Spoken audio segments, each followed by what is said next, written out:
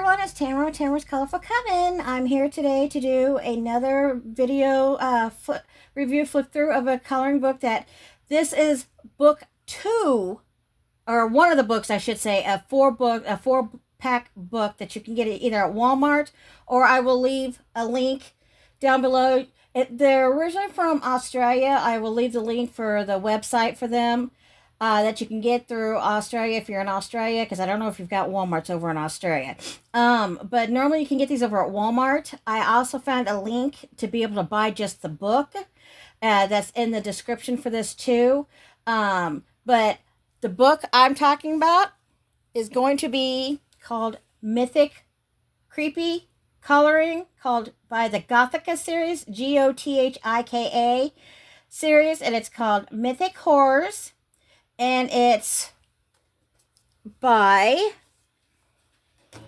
hold on here. It is by Herron, Herron Books.com, au.au. I will leave the link for that. But the book I'm going to be reviewing is this one. It's Creepy Coloring, the Gothika series, Mythic Horror, Spooky plus fun for you. And you go on the back, it says, just keep coloring and don't look back. A world of spooky coloring awaits you in the pages of this book. Take your pick from wolves and werewolves, freaks and vampires, giant scaly creatures, multiple-headed monsters, horned beasts, or fire-breathing dragons. Pick up your pencils and breathe life into these horrifying creatures if you dare. Book first pages, let me move that. Sorry, my desk is a mess. I apologize about that, guys. Most of these books, well, I should say all 4 of these books are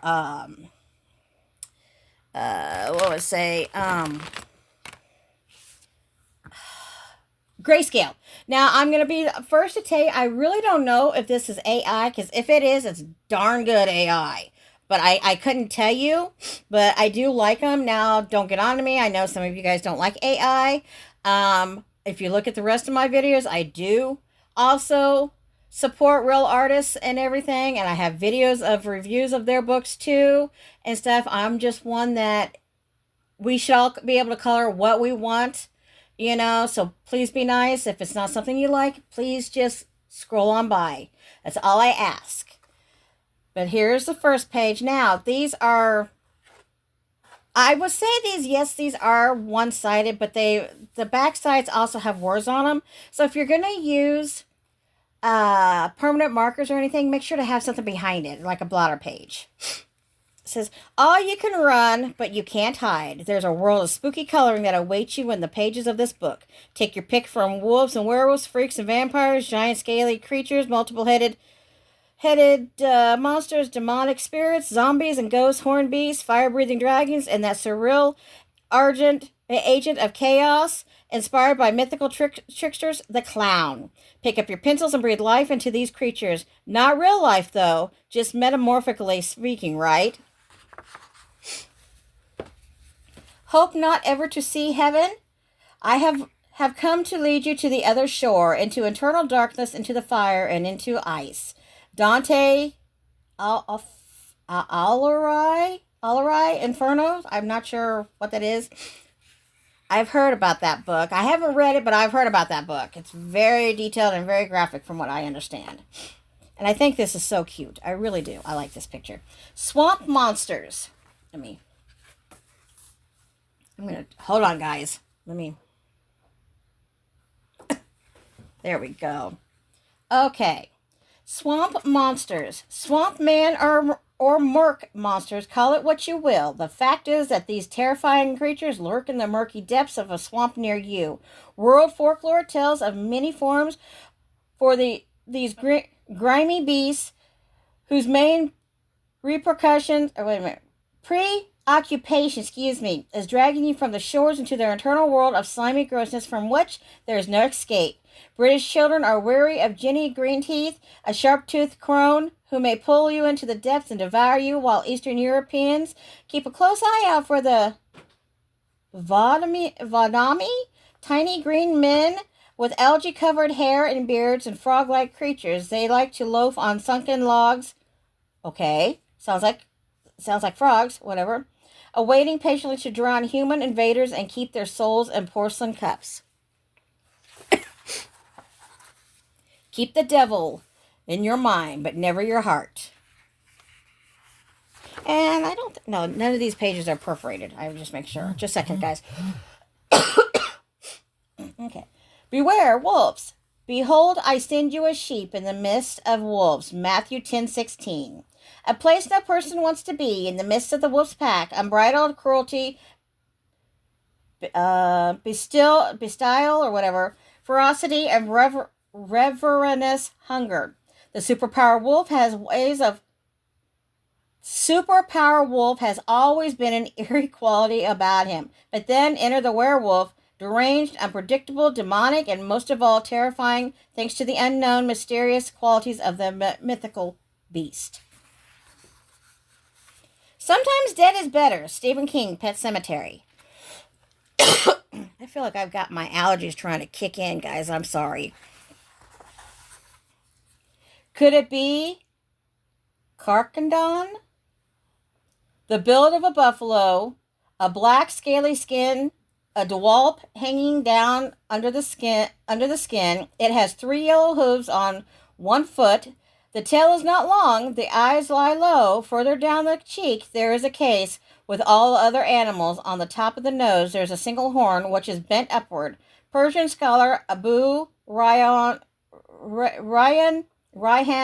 Al-Birni, 973 to 1048.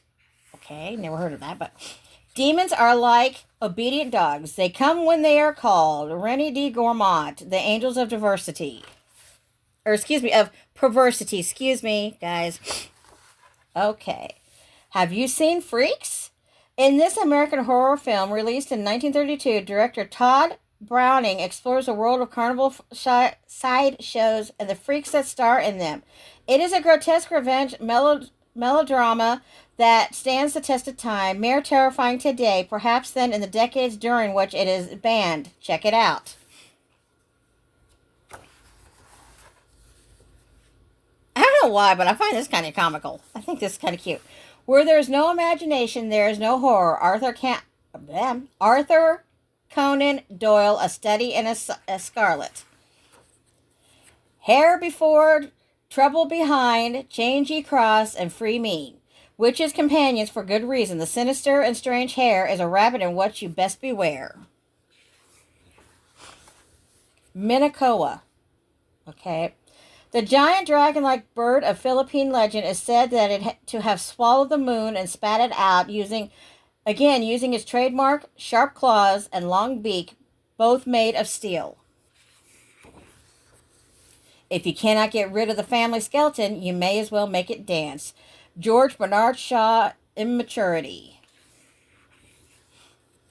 Fee, fi, fo, fum. Powerful, evil, and ugly giant creatures, wilderness dwelling drolls are often characterized as having large noses and eyes, several heads, or just one eye. Gods and humans are their enemies, and they are angered by the smell of Christian blood. In the very depths of hell, do not demons love... Let's try this again. Words are failing me. In the very depths of hell, do not demons love one another? Anne Rice, the Vampire Armand. True story. For 3 years in the mid-18th century, a ferocious wolf-like beast reportedly roamed the French countryside, mauling nearly 300 villagers. Local newspapers seized on this horror story, publishing terrifying accounts in which innocent folk had their chests or throats ripped out by the beast of Javon. Gevaudan.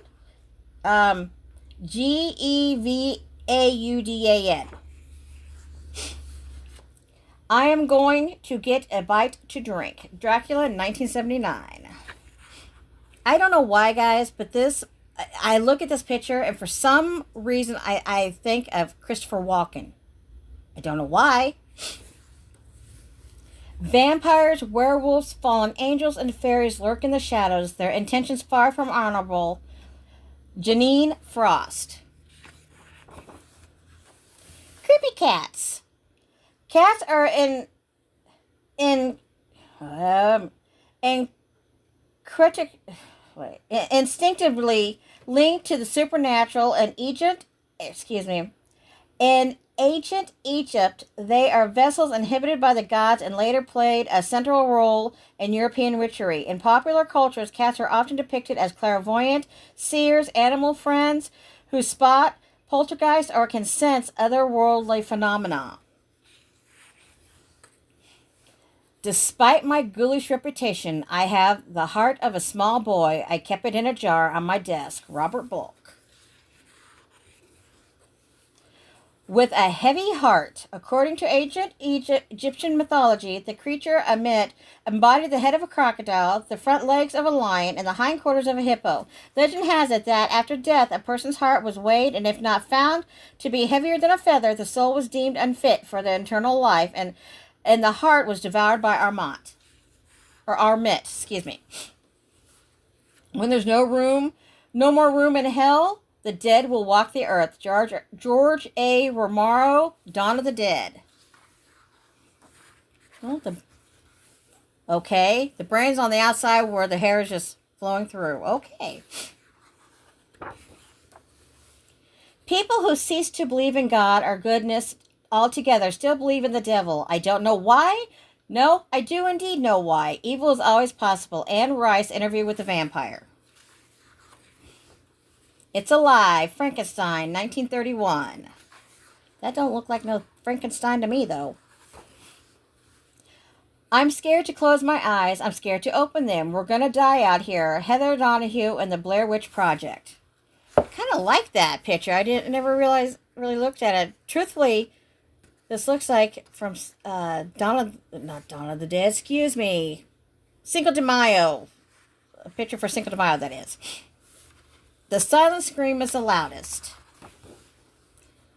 Avasti reader. Originated in Scandinavian folklore, the many-tentacle creepy kraken is an aggressive cephalopod capable of destroying entire ships and dragging sailors to their doom, meaning head foot because the foot or feet of the organism are arranged directly behind the head. Okay.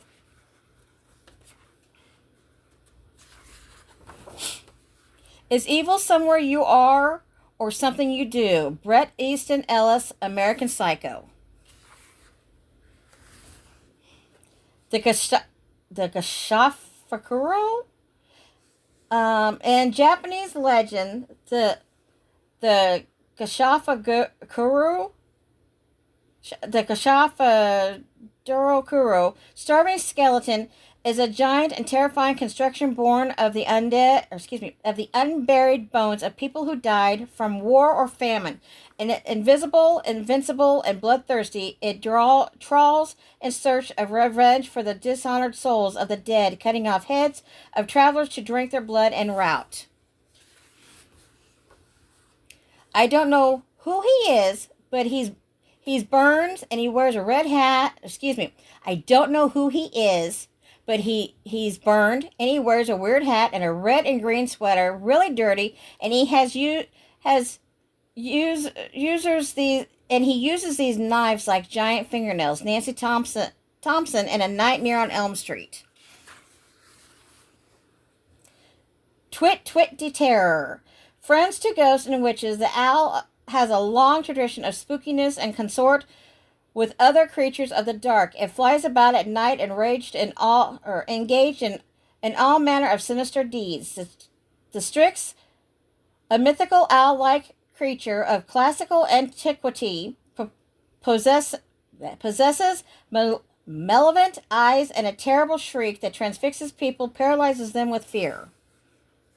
That's pretty cool. I like that. Listen to them, the children of the night, with music they make. Bram Stoker's Dracula. Krampus. The horned goat with the long tongue is a terrifying beast, while St. Nicholas rewards good girls and boys by leaving presents. Krampus beats those who are naughty with branches and sticks. In some cases, he is said to eat them or deliver them straight to hell. Be good, kids.